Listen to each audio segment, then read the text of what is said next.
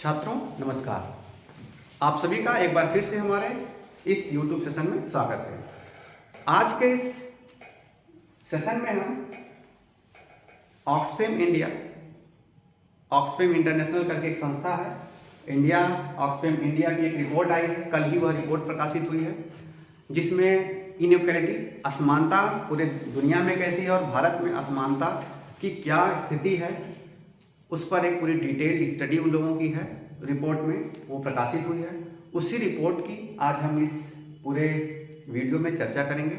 हमने उसकी की फाइंडिंग्स क्या है, ऑक्सफैम इंडिया क्या है और क्या सुझाव दिए गए हैं ऑक्सफैम इंडिया की रिपोर्ट में कि कैसे असमानता को भारत से मिटाया जाए, इस पर चर्चा करेंगे।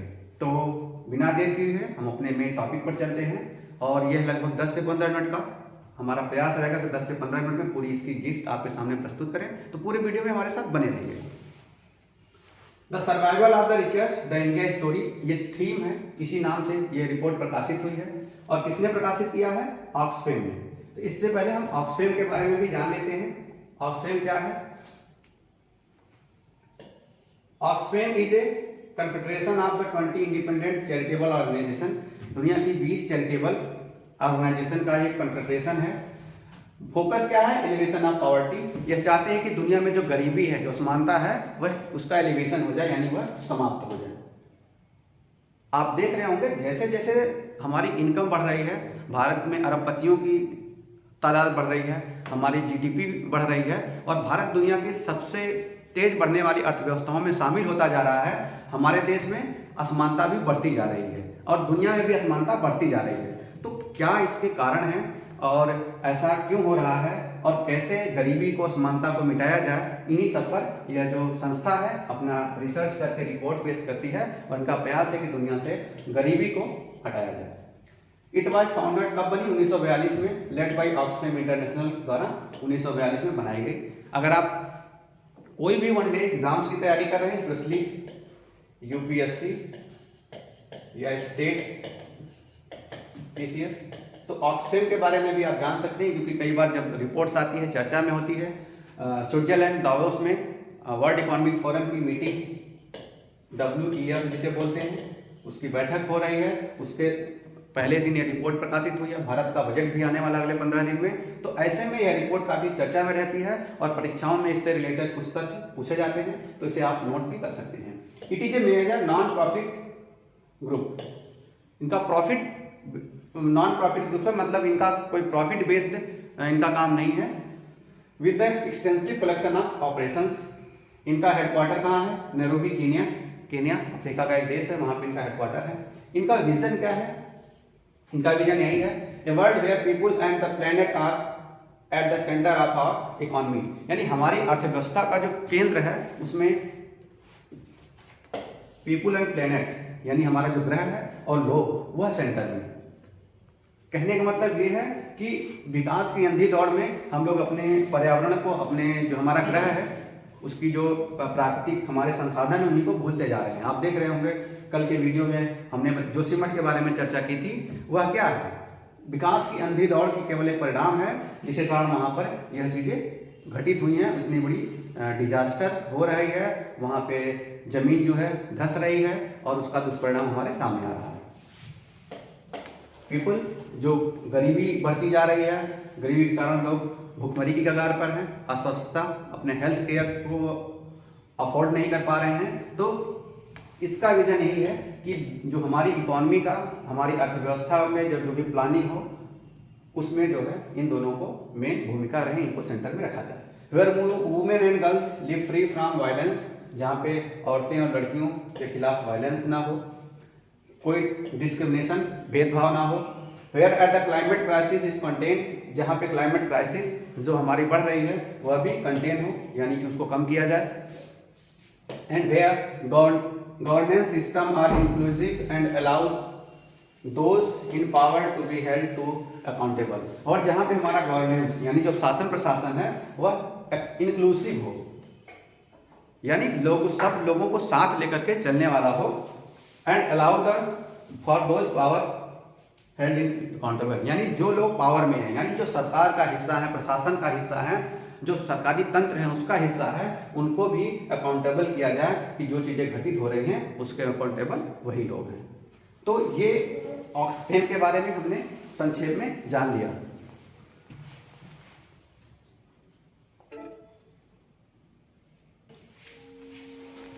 अब हमने ऑक्सफैम के बारे में जान लिया, अब हम चलते हैं भारत के बारे में। ऑक्सफैम की रिपोर्ट में क्या कहा गया है उस पर देखते हैं संक्षेप में। ऑक्सफैम क्या कर रहा है? Oxfam India survival of the richest the India supplement, ये इनका जो थीम है, reveal some of the stark finding providing that the gap between the rich and the poor is indeed widening. यानी कि गरीब और अमीर के बीच में जो गैप है वह जैसे जैसे हमारी अर्थव्यवस्था बढ़ रही है, हमारा इकोनॉमिक आकार बढ़ रहा है, भारत दुनिया की 5वीं अर्थव्यवस्था बन गया है, लेकिन इन सब के बावजूद गरीब और अमीर के बीच में जो गैप है वह बढ़ता जा रहा है। The report also highlights how progressive tax measures can help combat inequality in India. इसमें हाईलाइट किया गया है कि प्रोग्रेसिव टैक्स हो और उससे क्या होगा, उससे जो हमारी इनइक्वालिटी है इससे सामना करने में सहायता मिल सकती है। तो प्रोग्रेसिव टैक्स यही होता है कि जैसे जैसे इनकम आगे बढ़ती जाए टैक्स का दायरा भी बढ़ता जाना चाहिए। मान लीजिए कोई 10 लाख अगर कमा रहा है तो उस पर 5% लग रहा है, कोई 20 लाख कमा रहा है तो उस पर 7% या 8% लगे। यानी जैसे इनकम ग्रो करे टैक्स का जो रेट है वह बढ़ता जाए, यही प्रोग्रेसिव टैक्स का जो सिस्टम होता है। भारत में ऐसा नहीं है, तो इसी को लेकर के इस पर चर्चा की गई है। आगे हम देखेंगे कि उन्होंने सुझाव भी दिया है कि भारत के अमीरों पर कुछ एक्स्ट्रा 1 या 2%, 5% टैक्स लगा दिया जाए तो उससे क्या क्या चीजें भारत में हो सकती हैं, इसका सुझाव भी दिया गया है। Extreme wealth and extreme poverty have increased simultaneously for the first time around the world in 25 year. पूरी दुनिया में 25 साल में एक्सट्रीम वेल्थ और एक्सट्रीम पॉवर्टी दोनों एक साथ इतनी ज्यादा दोनों में गैप देखने को मिला है। और यह जो रिपोर्ट है 2023 के वर्ल्ड इकोनॉमिक फोरम का दावेस जो स्विट्जरलैंड में है वहां के जो ओपनिंग डे में प्रकाशित की गई है। ये भारत के बारे में था और रिपोर्ट के बारे में था। रिपोर्ट की थीम क्या था उसके बारे में हमने जाना। अब हम next survival of the richest इस पे चलते हैं। While India is one of the fastest growing economy in the world, it is also one of the most unequal country.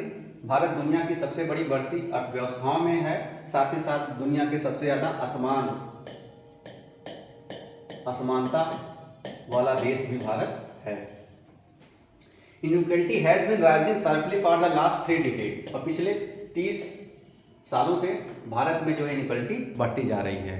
1992 Bharat में जब उदारीकरण हुआ उसके बाद पूंजी का प्रवाह और ज़्यादा इन्वेस्टमेंट के चक्कर में, ज़्यादा विकास की अंधी दौड़ के चक्कर में क्या हुआ कि इनकम तो बढ़ा, अर्थव्यवस्था का आकार भी बढ़ा, लेकिन उसके साथ इनइक्वालिटी भी बढ़ती चली गई।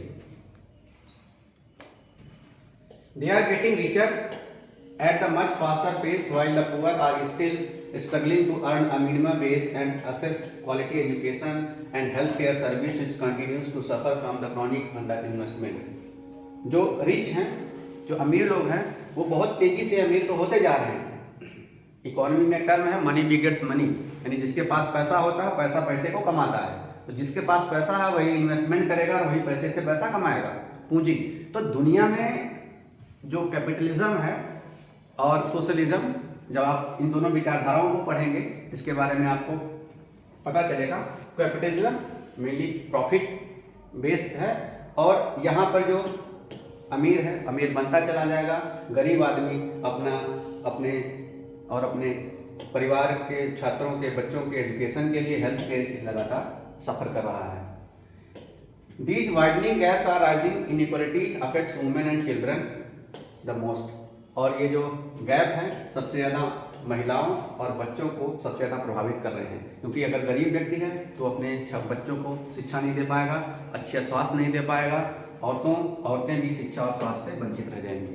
और जब यह दोनों कम्युनिटी वंचित रह गई तो वह देश या वह समाज कभी भी विकसित या सस्टेनेबल ग्रोथ नहीं कर सकता।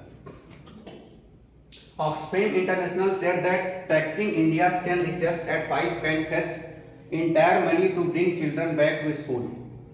अब इनकी रिपोर्ट ये कहती है कि अगर भारत के जो 10 richest हैं, भारत के जो भारत में 10 सबसे अमीर हैं, सबसे अमीर, और उन पर अगर 5% की दर से टैक्स लगा दिया जाए तो भारत में जो सरकार पैसा खर्च कर रही है, स्कूल चलो अभियान चलाती है, भारत में बहुत सारे अभी बच्चे हमारे स्कूल से बाहर हैं, उनका इनरोलमेंट नहीं है, बढ़ाने का जो पूरा प्रयास कर रही है, इस पर सरकार इन्वेस्टमेंट कर रही है, पैसा लगा रही है, तो इन केवल 10 लोगों पर 5% टैक्स लगा दिया जाए तो इतना बजट हो जाएगा कि पूरे बच्चों को स्कूल में लाने का जो सरकार का बजट है वह इन्हीं 5% टैक्स 10 लोगों पे लगाने से ही पूरा हो जाएगा। तो कितनी असमानता है और इनके पास कितनी संपत्ति है ये आपने देखा।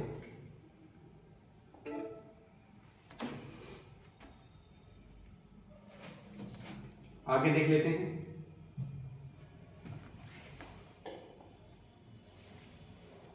Top 1% of India now own more than 45% of the total wealth. अब देखिए भारत के टॉप 1% जो पॉपुलेशन है, ऐसे समझिए, मान लीजिए 100 लोग हैं और भारत की टोटल इनकम 1000 है, एक एग्जांपल मान लीजिए, तो इनमें से 1% लोग जो टॉप सबसे ज़्यादा अमीर है उनके पास 40.5, यानी मोटा मोटी अगर मानेंगे तो आप 41%, यानी 1000 का 41% कितना हो जाएगा, 410 रुपया, यानी टॉप 1% लोग ही 410, 1000 में से 410 यानी 41% रुपया केवल उनके पास पैसे मतलब वेल्थ जा रहा है। तो कितना ज़्यादा ये असमानता दिखा रहा है। And bottom 50% of the people population has around 3% of the total wealth, और जो नीचे की सबसे गरीब 50% जनसंख्या है उसके पास केवल 3% वेल्थ है। तो भारत में जो वेल्थ जनरेशन है उसका ये हिसाब है। तो आप इन आंकड़ों से देख सकते हैं कि असमानता किस हिसाब से बढ़ी है। 1% टॉप लोगों के पास 41% वेल्थ है और 50% लोगों के पास केवल 3% वेल्थ है। 700 मिलियन, 1 मिलियन में 10 लाख होता है, तो आप गणित लगा सकते हैं कितने लोगों के पास कितना 3% वेल्थ है। Since the pandemic began in November 2022, billionaires in India have seen their wealth surge in 121%। Pandemic आपको पता है कोविड-19 महामारी थी, और महामारी के बाद भी भारत के जो बिलियनियर्स हैं इनका वेल्थ क्रिएशन 121% बढ़ा है। यानी अगर वो 100 रुपये कमा रहे थे तो उसमें 121% की बढ़ोतरी हो गई है। या 3608 crore per day in real term, या ये लोग 3608 crore per day real term में कमा रहे थे। अराउंड इंडियन अगर रुपये में कहें 2.5 करोड़ एवरी मिनट, यानी हर मिनट 2.5 करोड़ इंडियन रुपये इनकी पैंडेमिक के समय में भी इनकी आय बढ़ रही थी। तो किस तरह से आप देख रहे हैं कि कैसे जो अमीर लोग हैं उनकी जो है आय बढ़ती चली जा रही है अभी भी, और बढ़ती पैंडेमिक के समय भी बढ़ी है, और जो गरीब तबका है कितना ज़्यादा उसने सफ़र किया है ये आपने न्यूज़पेपर्स में भी पढ़ा होगा, और अभी भी कितना ज़्यादा भारत में असमानता बढ़ती जा रही है। The rich have done well for themselves while the numbers of hungry Indians have increase from 19 crore to 35 crore. Bharat में अमीर तो बहुत अच्छा कर रहे हैं, लेकिन जो हंग्री यानी जो भुखमरी की कगार पे हैं वह 19 करोड़ से वह डाटा भारत में बढ़ के कितना हो गया है 35 करोड़। तो आप देख रहे हैं, आपको सुनाई में पढ़ता पेपर में पढ़ते होंगे, भारत दुनिया की 5वीं अर्थव्यवस्था हो गया है, हम 10 ट्रिलियन इकोनॉमी का टारगेट लेके चल रहे हैं। लेकिन इन सबके साथ साथ जो एक दूसरा पहलू है, दूसरा पक्ष है कि भारत में असमानता कितनी बढ़ रही है। 19 करोड़ से बढ़ करके 35 करोड़ भारत में भुखमरी की कगार वाले लोग हैं। द टॉप 10% of the Indian population holds 77% of the total national wealth. दुनिया की, भारत की जो टॉप 10% यानी सबसे ऊपर की जो अमीर जनसंख्या है उसके पास टोटल जो वेल्थ है उसका 77% है, यानी 10% जो सबसे टॉप है। टॉप मतलब जो अमीर है, बॉटम मतलब सबसे गरीब। And 73% of the wealth generated in 2017 went to the richest 1%। 2017 में जितना वेल्थ जनरेशन हुआ है, जितनी पैसा जनरेट हुआ है, कमाया गया है, 1% लोगों के पास ही उसमें से जितना वेल्थ जनरेशन हुआ था उसमें से 73% केवल 1% लोगों के पास गया है। यानी जो अमीर है उनके पास पैसा चला जा रहा है, वो इन्वेस्टमेंट कर रहे हैं और उन्हीं का प्रॉफिट और उन्हीं का वेल्थ क्रिएशन हो रहा है। While 670 million Indians who comprises the poorest half of the population saw only 1% increase in the wealth। यानी कि भारत की जो हाफ ऑफ द पॉपुलेशन है, सबसे कम, उसकी वेल्थ जो इंक्रीज हुआ है केवल 1%।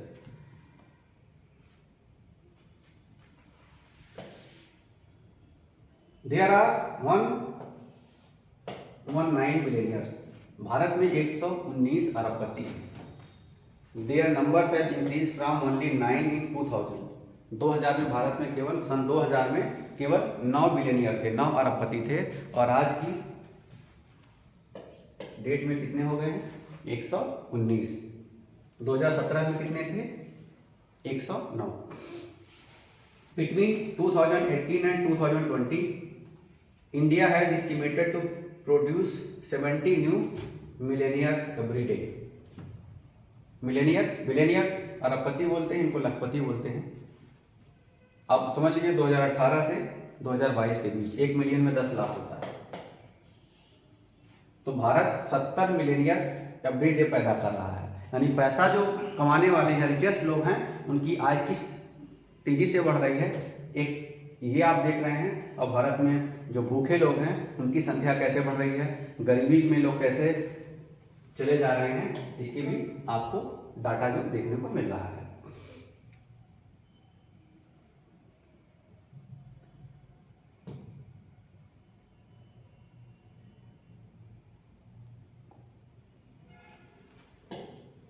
Billionaires' fortune increased by almost 10 times over a decade, and their total wealth is higher than the entire union budget of India for the fiscal year 2018 and 19। Bharat में जो billionaire है, यानी मान लीजिए 121 अभी अरबपति हैं, पिछले 10 सालों में इनकी जो इनकम है 10 गुना बढ़ी है, 10 टाइम्स, 10 गुना बढ़ी है। और इनका जो है and total wealth is higher than the entire union budget. और इनका अगर टोटल वेल्थ देख लिया जाए, टोटल इनकी जो पूंजी देख ली जाए, तो भारत का जो 2018-19 का बजट था उससे भी ज्यादा है। अब ये जो विरोधाभास है वो आप समझ सकते हैं। Many ordinary Indians are not able to assess the health care they need. Bharat में बहुत सारे ऐसे सामान्य पीपुल हैं कि उनको जो स्वास्थ्य सुविधाओं की जरूरत होती है वह नहीं अफोर्ड कर पा रहे हैं, क्योंकि उनके पास पैसा नहीं है, पूंजी नहीं है। 63 million of them are pushed into poverty because of healthcare cost every year almost 2 people every second। क्योंकि 63 मिलियन यानी 630 लाख भारतीय जो हैं गरीबी में चले गए, क्योंकि उनके पास हेल्थ केयर को अफोर्ड करने का पैसा नहीं है, और वो कर्ज लेके या किसी भी तरीके से जो है अपना हेल्थ केयर, अपने स्वास्थ्य के लिए कर्ज लेते हैं और गरीबी में चले जाते हैं। और जब जो व्यक्ति एक बार गरीबी के दलदल में चला गया तो वहां से निकलने का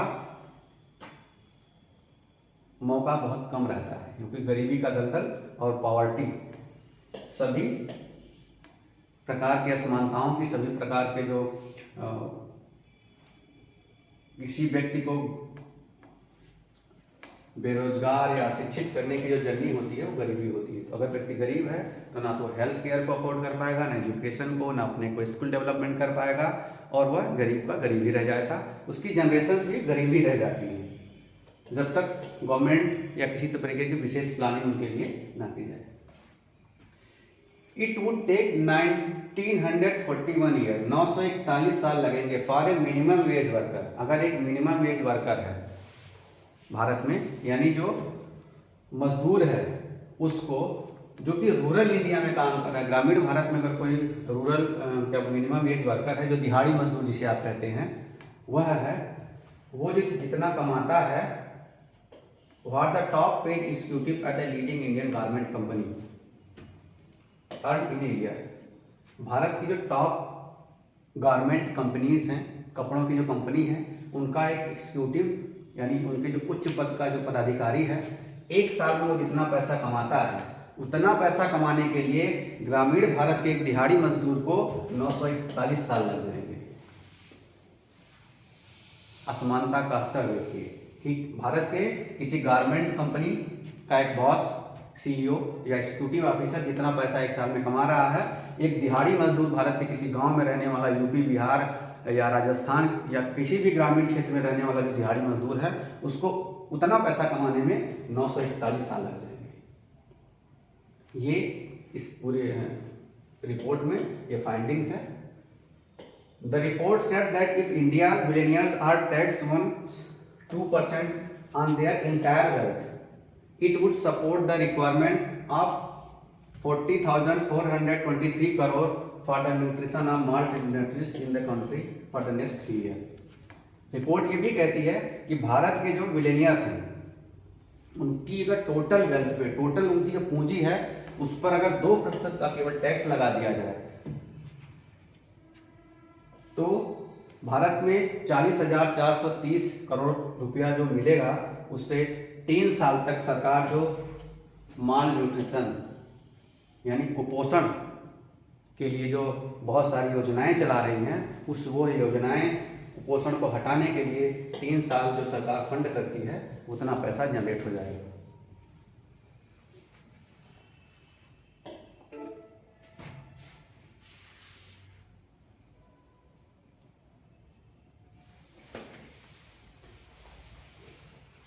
अगला फाइंडिंग्स देख लेते हैं।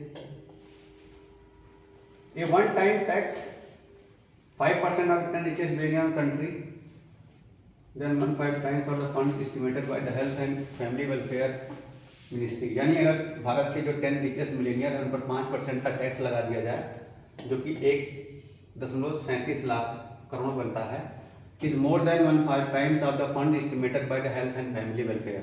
हेल्थ और फैमिली वेलफेयर का जो एस्टिमेट होता है, आप जब देखते होंगे कि बजट आता है, बजट में सेक्टर वाइज एस्टिमेट होता है कि इस सेक्टर को इतना फंड गया है, इस सेक्टर को इतना फंड गया है।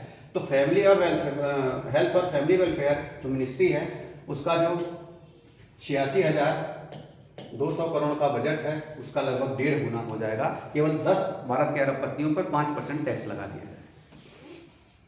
एंड मिनिस्ट्री ऑफ आयुष, जिसका बजट कितना है, 3,050 करोड़ रुपया, तो दोनों को अगर मिला लिया जाए, इनका लगभग 1.5 गुना आ जाएगा। यानी 1.5 साल जो सरकार इस पे फैमिली और हेल्थ केयर पे, इन सब पे, आयुष मंत्रालय पे खर्च करती है, उसका 1.5 गुना केवल 10 लोगों पर 5% टैक्स लगाने से आ जाएगा। On gender equality, the report said that female worker earned only 33 पैसे for every 1 rupee a male worker earn. इन सब के अलावा एक और भी चीज़ रिपोर्ट में सामने आई है कि भारत में पुरुष और महिलाओं की जो वेज है, जो मजदूरी है, उसमें भी बहुत बड़ा अंतर है। अगर कोई पुरुष काम करता है, जितने के मान लीजिए 1 घंटे काम किया और उसको 1 रुपया मिला, वहीं पर एक महिला अगर 1 घंटे काम कर रही है तो उसको केवल 63 पैसे ही मिलते हैं। तो यह भी अंतर है, यानी कि पुरुष जो है 37 पैसा ज़्यादा कमा रहा है 1 घंटे मेहनत करके एवरेज, और महिला कम कमा रही है। फॉर शेड्यूल, और जो शेड्यूल्ड कास्ट है, रूरल वर्कर हैं, इनके लिए तो और भी ज़्यादा असमान परिस्थितियां हैं, क्योंकि द फॉर्मर यानी जो शेड्यूल्ड कास्ट है earn 55% of what the advantaged social groups earn. यानी जो एडवांटेज सोशल ग्रुप है, यानी जो जिसे आप सवर्ण कहते हैं या जो उच्च जाति के लोग हैं, वो जितना कमाते हैं उसका 55% ये लोग कमा पा रहे हैं, यानी 45% वो हमसे ज़्यादा अर्न कर रहे हैं। And later earn only half of the urban earning between 2018 and 2019। Taxing the top 100 Indian millionaire at 2.5% और टैक्सिंग द टॉप 10 Indian millionaire at 5% would nearly cover the entire amount required to bringing children into school। यानी अगर 100 भारत के जो अरबपति हैं उन पे 2.5% का टैक्स लगा जाए तो भारत में जो स्कूल चलो अभियान है, भारत बच्चों को स्कूल लाने में जो सरकार पैसा खर्च कर रही है उतना पैसा आ जाएगा, या केवल 10 अरबपतियों पर 5% लगा दिया जाए तो इतना पैसा सरकार के पास आ जाएगा।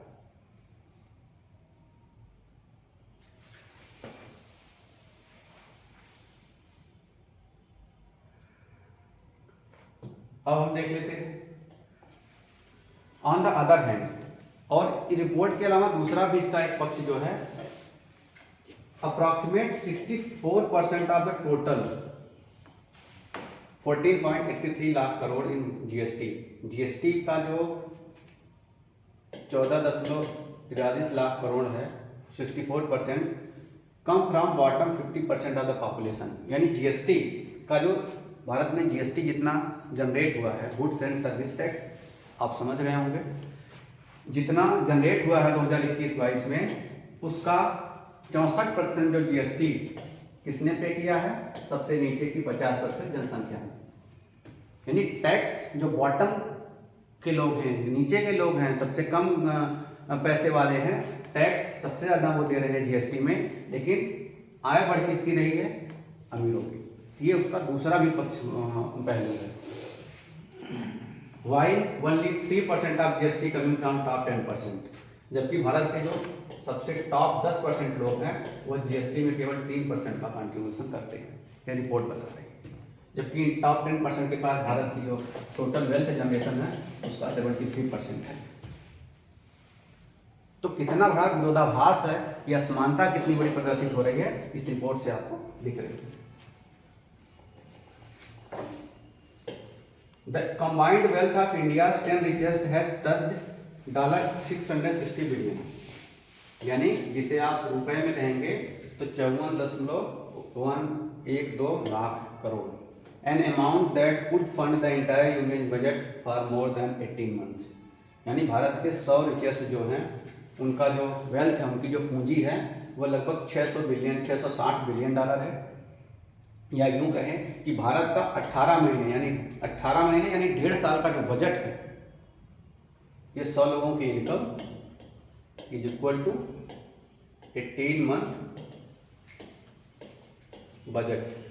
भारत का 18 महीने यानी 1.5 साल का जो बजट है, तो यानी ये 100 लोग अगर इनकी पूंजी लगा दी जाए तो भारत का बजट 1.5 साल तक चलता रहेगा। तो इस तरह की इनइक्वालिटीज है। Oxfam India urged that Union Finance Minister to introduce one of solidarity wealth tax and windfall tax to end crisis profiteering. It also demand a permanent increase in tax on the richest 1% and especially raise tax on the capital gains which are subject to lower tax rates than other forms of income. इन्होंने कहा है, मतलब इस report में सुझाव दिया है कि एक जो वेल्थ टैक्स है वह भारत में लिया जाए। भारत में आपको पता होगा वेल्थ टैक्स का इतिहास थोड़ा सा बता दें आपको। सबसे पहले